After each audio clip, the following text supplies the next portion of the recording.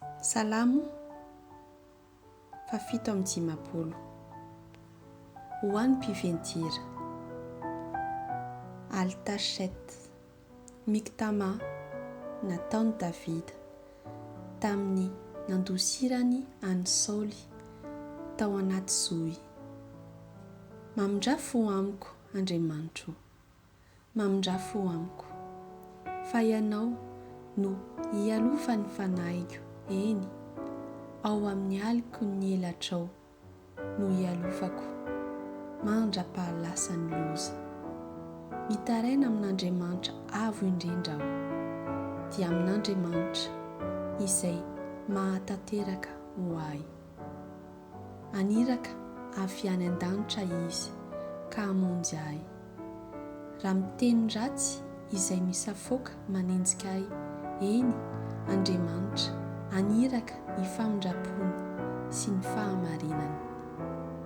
Ny fanahiko dia eo afovoan'ny liona, andry eo amin'ny masika aho, dia eo amin'ny zanak'olombelona. Lefina sy zana-tsipika ny nifiny, ary sabatra maranitra ny lelany. Misandrata any ambony lanitra ianao, Andriamanitro, aoka ho ambonin'ny tany rehetra ny voninahitra ao.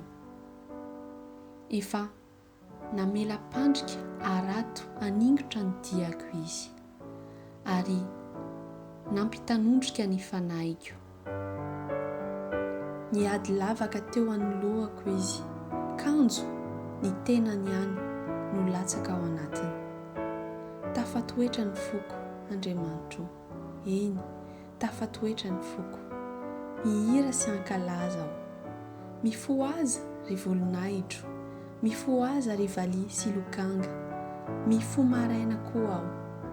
Hideranao eny amin'ny vahoaka aho, Tompo, ankalazanao eny amin'ny firenena aho, fa lehibe mihatra amin'ny lanitra ny famindraponao, ary mihatra amin'ny rahona ny fahamarinanao.